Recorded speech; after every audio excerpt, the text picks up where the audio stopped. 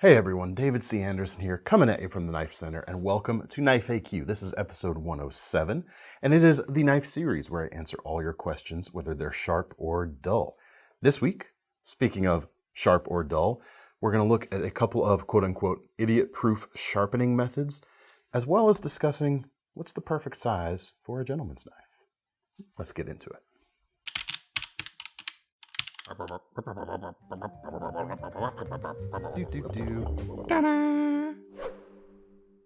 right, folks, welcome to this episode. And if you're new to this series, welcome. And the deal is this. We take questions in our comments section below these videos, comb through and pull some out to feature in the next episodes of Knife AQ. So if you want one of your questions to be featured, for a chance at that, leave your question in the comments section below this video, and we'll take a look.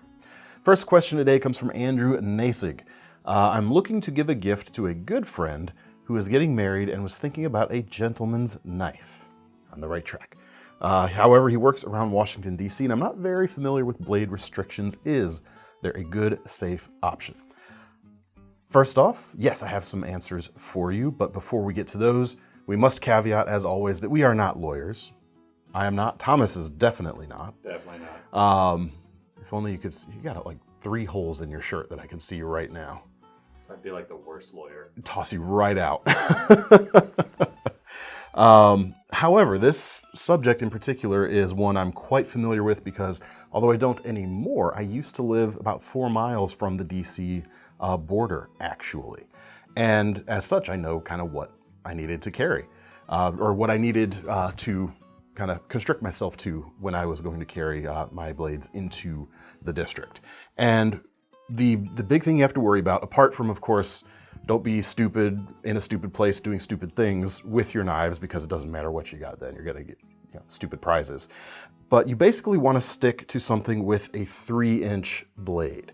And I've got a few examples here right in front of me. I'll get to those in a second. But before I do, I'll just say this. I think a 3-inch blade, some folks might find that too small. Like, oh, I need something bigger. A 3-inch blade, that can't do anything for me. While I disagree, I also think part B to the A, or is it 2? I don't know. A 3-inch blade for a gentleman's knife specifically, I think is just about perfect because it is big enough to get basic work done, and it's not so big that it's going to break the or shatter the gentlemanly, or even if you're not a gentleman, but shatter the fancier vibes or the more kind of upscale, refined vibes that you're probably going to need to carry a gentleman's knife in, or choose to carry a gentleman's knife in. Therefore, it's great. The 3-inch gents knife and Washington, D.C. meld together really nicely. Let's get to some knives. Let's talk about knives now. These first 3 are ones that are choices that I made personally. They are ones that are kind of my go-tos when I'm heading up to DC. The first is my small Sebenza with wood inlays. If you can find one, that is an expensive knife, but a great knife, a lifelong knife. However, we don't have any on the shelves today when we're filming, and I forgot to bring mine in, so I can't show it to you. But I got a new knife here, new for this year, and there are some folks out there that are kind of talking about this in the same breath as the small Sebenza, and that is the Tactile Knife Company Rockwall. The Rockwall TS, the thumb stud version, comes in $329, still not a cheap knife. Made in the USA, MagnaCut blade steel, which is all the rage, of course, these days, and just a kind of classically penknife styled blade shape right there. The handles are titanium. This is our Knife Center exclusive gunstock milling pattern, but you can also get it with the standard diagonal milling, as well as some occasional special things they drop here and there. That's always cool. Inset liner lock. The whole thing folds up. Very easy to carry, very out of the way, even in thinner dress clothes that you might be wearing, or again, might choose to carry a gentleman's knife in those situations. But this one especially also looks good just in a pair of blue jeans, I gotta say. Another feature this knife has that I always appreciate on a gentleman's knife, but also especially on any knife that you might be carrying in an area where you want to keep it a little more, under the radar. And that is a deep carry pocket clip, and you've got that with this particular knife right here. It's a fine blade. I've bought 3 of them this year, personally. I bought one of the original diagonal ones before we had our exclusive on the books. And then when the exclusive came in, I bought one for me and one for someone else too. Because I chose this not only for myself as a gentleman's knife, but as a gift as well. So that you can't get a better endorsement from me for this question than that right there. I also really enjoy something like the MKM Flame. This one right here is a KnifeCenter exclusive with olive wood handle scales. It's a liner lock. You've got that deep carry pocket clip. The price is about $159 or about $160, just under. So little more, quite a bit more affordable than the first 2 knives that I've mentioned here. 3-inch blade, M390 steel, another nice pen-like profile, both when open and when closed, right there. Very nice. I do own a Flame and enjoy it. I also own a Michael Ziba MS3, which is what the custom that this production knife was based on. Just based on? It is the production knife that this, it is. It looks the same. It looks the same, but the MKM is way more affordable. We do have some MS3s, I think, in stock, or we did. If we do, there will be a link to the Flames and the MS3s down below. But it is a really nice knife, and I think the olive wood scales, there are titanium versions, yes, but the olive ones, I think, really kind of class it up. Give it a little bit of a kind of an old school vibe, along with the otherwise modern construction. Very cool knife. So I own, like I said, all 3 of those first 3 suggestions. There are a few others I like that I don't happen to own currently, such as the premium version of the Benchmade Mini Bug Out. $288 for this knife. You've got S90V blade steel, so you've got a ton of edge retention. Very versatile shape, 2.8 inches long, carbon fiber handles, and blue accents on the backspacer and the thumb studs right there. It's really cool. Offers a different vibe again than the titanium stuff we've looked at, than the wood inlaid stuff. The carbon fiber gives it kind of a techie feel and look. And this one, I will say, there it goes. Out of the box, some of these smaller ones I have found they don't flip as well immediately, but they break in pretty nicely. Part of that's due to the tension on the pivot. Part of that's down as well to the smaller blade mass here. But with the axis lock here, you've got that ambidextrous use. Lefties, no problem. I don't know if your friend is or not, but also finger safe operation here. Always keep your fingers away from that edge when closing. So very cool. One other kind of sub caveat, or a tangent, I'll say. You mentioned he works around DC. There's one other measurement that may come into play depending on where exactly he works. And if he works at any federal facility, I happen to know that there is a 2.5-inch blade length limit there, which is independent of Washington, D.C. That's true everywhere, but there are a lot of federal facilities around D.C. and a lot of federally employed people. Are they? Yeah, and it's not even just, there's the civilian workforce that is the backbone of the mechanisms that work there, of course, as well. So if that's the case, and I happen to know someone who does work in such a situation, and I have gifted him a gentleman's knife that fit those requirements, and that is the Giant Mouse Ace Riv. He happens to really like brass, so I got him this brass scaled version, which comes in about $195, 2.44-inch blade, L-Max blade steel on this one. Very good performance as well. Titanium frame lock, almost a full, almost a deep carry clip. Just a little bit pokes out of the top there, so it kind of squeaks by on my my deep carry, quote unquote, requirement, preference we'll say. But it flips great, I promise, even though I flubbed off the top right there. Flips great. You can do the index finger or the middle finger flick, no problem. That's really funny. But despite the small size, it works with a 3-finger grip still quite securely. And that's down to the designers. Giant Mouse is a collaboration between Jesper Vaknes and Jens Anso.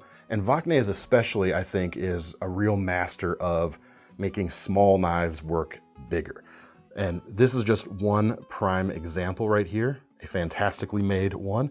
One more I'll show you, and then we'll move on to the next question, is an Italian-made knife like the MKM, but this is the Viper Leal Flipper, $177.95 for this particular one right now. And same designer, Jesper Vakne is right here. And similarly to the Ace Rib we just looked at, it is a small knife that can work bigger than its size would suggest. 3-finger grip for me, but you've got a broad titanium profile, or broad profile to the titanium handle, and there's enough to grab onto there rather securely. And a blade shape, which is a little more swoopy, a little more out there, but still quite useful. M390, 2.5 inches, almost a full flat grind, crowned spine, which we did see that on the MKM Flame. No, we did not actually. Forgot this one is a chamfered edges on the spine, but the Leal has the crown spine. Very comfortable, very nice looking. As for the action, we do have ball bearings in the pivot, and it flips great. And even though the whole pivot area is relatively narrow, and I do have relatively non-narrow hands, I can still do the index finger flick on that knife rather nicely. Really cool. There's a few different handle and color options. I think all of them are titanium at this point, and some slightly varying prices, I think, on some of them, but that could be another fantastic option. But no matter which one of these you choose, I think they're all great options. A little pricier, yes, but these are high-end knives for a very high-end occasion. Maybe not high-end, but a highly worthy occasion. And you've got stuff that is going to last quite a long time, if not a lifetime or more in some of these cases. Hope that helps. I just don't go to DC anymore. It's not a terrible strategy, I gotta say. All right, Mr. Keldar 00 says, is there a single handheld sharpener for multiple steel types that is idiot-proof? I am no good at sharpening, apparently, and I'm not really interested in machines with multiple belts, etc. Well, you say handheld, but then you're talking about belt-based systems, which are often countertop held. So I'm going to go with that actually as my kind of style, as opposed to something you're holding up in your hand and moving a blade along. Inherently, any of those introduce a degree of variability with the way you hold it, but the countertop stuff ain't gonna move around on you, basically. I've got two. Well, it could be California earthquake season. We're all moving, really. Well, all right, fine. Anyway, next up, or I've got two options right here. The first, I recommend it a lot because it truly is, to use your terminology, idiot-proof, and that is the Spyderco Sharpmaker. Nowadays, about $80 and some change. And when I say this really is idiot-proof, it is. Let's see, I've got a knife over here, just because I don't want to touch anything on the table, to a stone in particular. All you have to be able to do is hold your blade straight up and down. If you're trying to hold it at an angle, it's hard to tell if you're right, but everyone can pretty much tell when you're straight up and down. Even if you're off a little bit, as long as you're consistently off a little bit, all you gotta do is hold it straight up and down and come down the stones on either side right here. We did a video on how to use this. I'd like to point you guys to that, probably a link in the corner right now. But I have, the reason I can confirm this is a quote-unquote idiot-proof message, and this is where my friends get mad at me because they think I'm calling them idiots. That's fine. I have gifted sharp makers to numerous friends over the years who are not knife people at all. In fact, to our first questioner, I've given sharp makers along with a good chef knife as wedding presents to some very good friends of mine. And without fail, everyone I know who is not a knife person who has been gifted one of these by me don't know, next to nothing about knives. They can use this quite effectively. I'm talking achieve hair shaving sharpness on their kitchen knives, and it works for your EDC knives just as well with this particular unit. Works great. And if you want, some people will say the real high-end steels, the real like the S90Vs or the MagnaCuts, for example, you might want to purchase separately a set of diamond stones for this. May or may not be necessary depending on the degree of sharpening that's needed, but the system just plain works. But we are getting a little pricier at this point. $80 if you want the diamond rods. How much are those nowadays? Oh gosh, they're about $61 for an extra set of rods. It's pricier than I remember. I still think it's worth it, but it is getting a little pricier. So I have one other option here. And this is actually Thomas's unit right here, the Work Sharp Precision Adjust Knife Sharpener. About $60. And it comes with this. I'll get to that in a minute. You do have adjustability of angle on this, whereas you only have 2 available angles on the Sharpmaker. All with just a simple twist of this guy. I hope this wasn't at a particular spot and you wanted to keep it. I'll change it. Okay, good. I'm not that much of an idiot. Ooh, a little bit of, but not that much of one. But you clamp your blade in right here, and so that is fixed. That is not moving around on you, and then you use the stone. And the triple stone right here already comes with some diamond abrasive, a 320, I'm trying to remember, I can't read it. Is that a 600? 600. 600, and then a fine ceramic for the final step. That works well. There's also upgradable options, other 3-piece sticks. There's a word for that. I don't know what Worksharp is calling them, but other units for the armature right here that you can buy separately, or they sell them all as a kit as well. We sell them all as a kit as well. Bit more affordable, 20 bucks cheaper than the base unit of the Spyderco, and you've got the diamond abrasive if you're worried about the high-end super steels. That could be a cheaper way to get into it, but it is a little more fussy, I would say, a little more fiddly than the Sharpmaker. So there's a bit of a trade-off either way. I love the Sharpmaker, even though I'm using belt-based systems myself personally now. The Sharpmaker lives in my kitchen, and my steak knives and my lesser expensive kitchen knives that aren't customs that I want to be meticulous with. A few swipes on the Sharpmaker every now and then is super quick, super easy, and idiot-proof. Hope that helps. I use the Work Sharp while watching TV. That's cool, and that's good, yeah. Nowadays, I'll strop and stuff while I'm watching TV, but I get into all that stuff anyway. All right, next questions. Gelato. 2 T's. Gelato? Maybe, might be gelato, but it's 2 T's and an OH. Gelato says, hey, hey guys, hoping y'all, do French people say y'all? I don't know. They do now. Hoping y'all could recommend me a modern slip joint knife. I love Jack Wolf Knives designs, me too, and the metal bolsters they use. They're just too pricey for me. Anything sub 150 y'all would recommend. Well, y'all twice. French people may say y'all, but they probably don't say it twice. Maybe French Canadian. It makes no sense, but I'll agree with you. The Jack Wolf stuff is great, and they're made exceptionally well, I got to agree.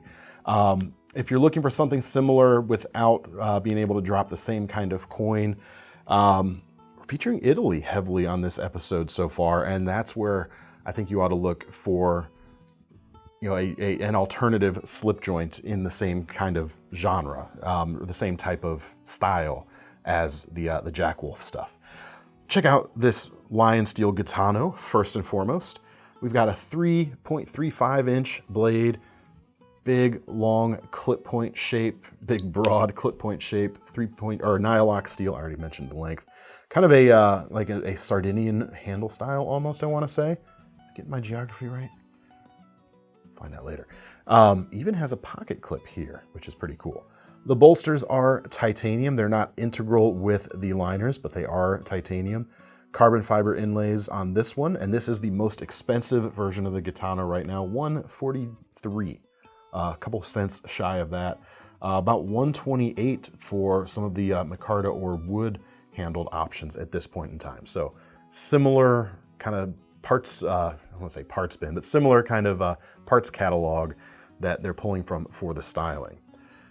I really enjoy this knife's action.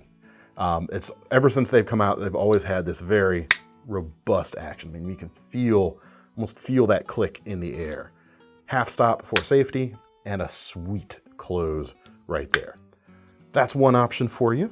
Like I say, these would make some great gentleman's knife gifts as well for folks. That one's a little bit over 3 inches though. This next one, the Lion Steel Bestman. Another wedding connection right there. Wedding gift, Christmas gift. It is the season after all. This is the single-bladed Bestman. There are 2-bladed versions.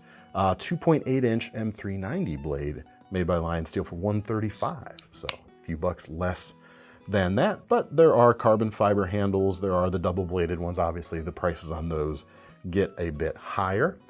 Again, bolsters that aren't integral with the liners, but you've got dual titanium bolsters on each side. Screw together construction on these, just like the Jack Wolf. Great walk and talk, as you can see. Very nice. Crown spine. Do we have a crown spine on the Gitano? Yes, of course we do. I shouldn't have doubted. No pocket clip on the Bestman, however. Maybe they, like I said, price-wise it's about the same as the Gitano. Maybe they had to go with a shorter blade and no pocket clip to afford the other titanium bolster for that price. I don't know. Really cool knives, a bit more traditional than the Gitano, of course. One other one I will mention, we're gonna show another Viper now. And these are just a little bit over price-wise of your $150, but not by too much. There are a few that are cheaper, but the cheapest one, or the least expensive version of the Viper Hug to come with the bolster and an inlay material is one of these right here. This is $168, but it's got a very distinctive style. So like, I think these options here, like the Jack Wolf stuff that kind of gives you options inspired by old school pocket knives, as well as starting to introduce some more modern spins on stuff.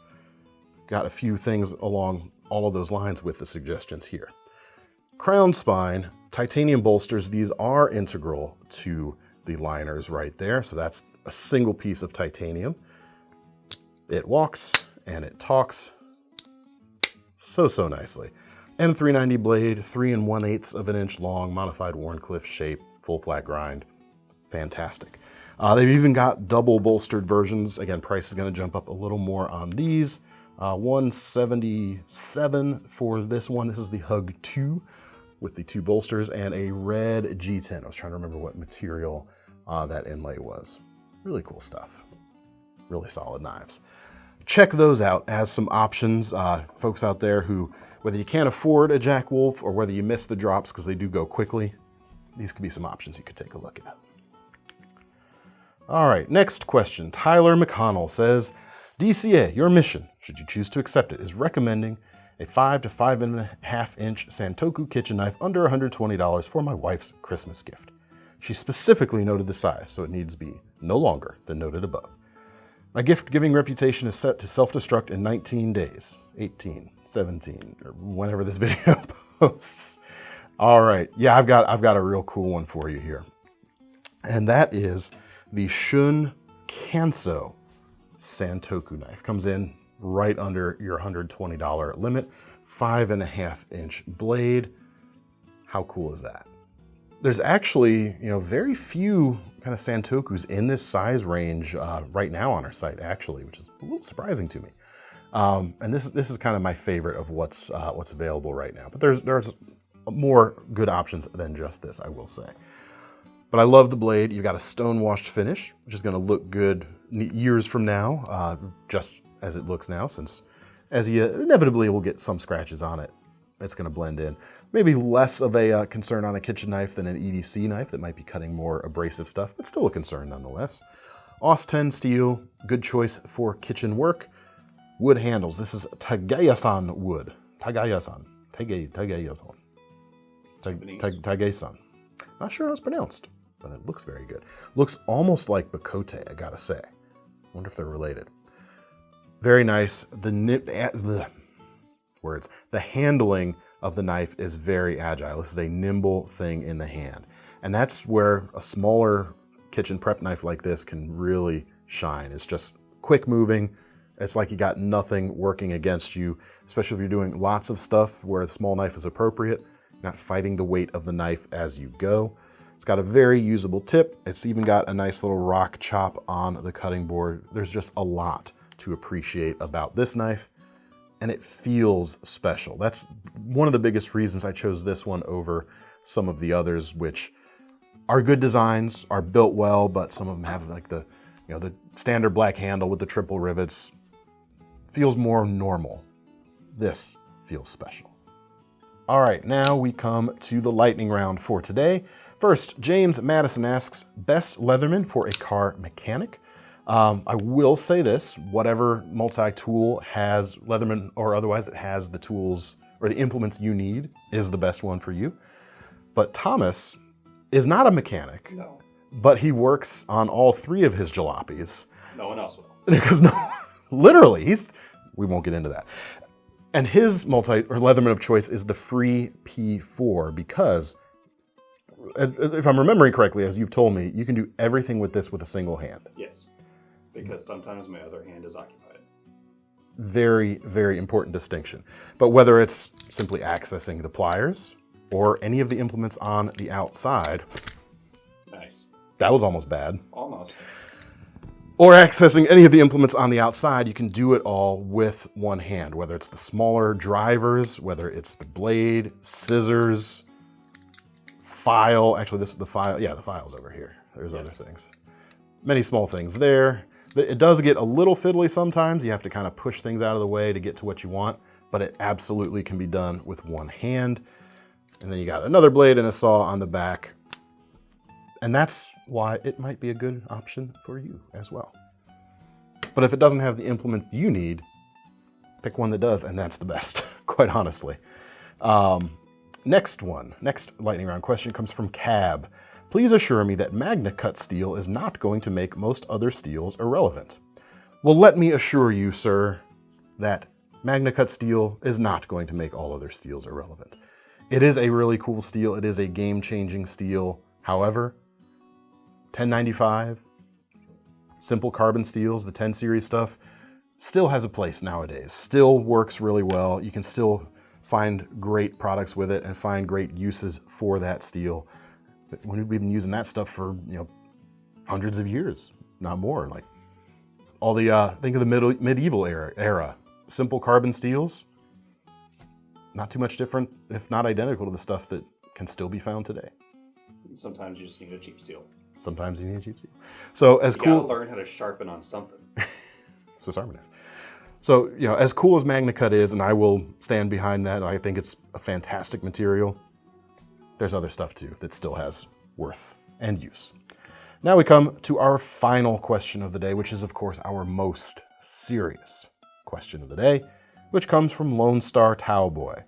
I cannot get my fixed blades centered. What do I do? Have you tried holding it with both hands? Seems to work pretty well for me. I mean, this camera's off axis, so I can't tell. There we go. It seems to work for me on this APOC Tools Wayward Camper. Plenty of handle here, but it even works on smaller knives like this Demco Free Rein right here. Both hands, and it's nice and centered, I'd say. Hope that helps. All right, that is all we have for today, folks. Thank you, as always, for your questions, and keep them coming. They are the lifeblood of this channel, and honestly, they're quite a lot of fun to comb through. Leave them in the comments below, and maybe it'll get featured on a future episode. If you want to get your hands on any of these knives, check out the links in the description that will take you to KnifeCenter.com. And don't forget about our Knife Rewards program, because whether you're buying yourself or someone else a gift this time of year, you're going to get some free points, some free money, essentially, to spend on your next purchases. I'm David C. Anderson from the Knife Center. That's Thomas behind the camera, and we're signing off. Happy holidays.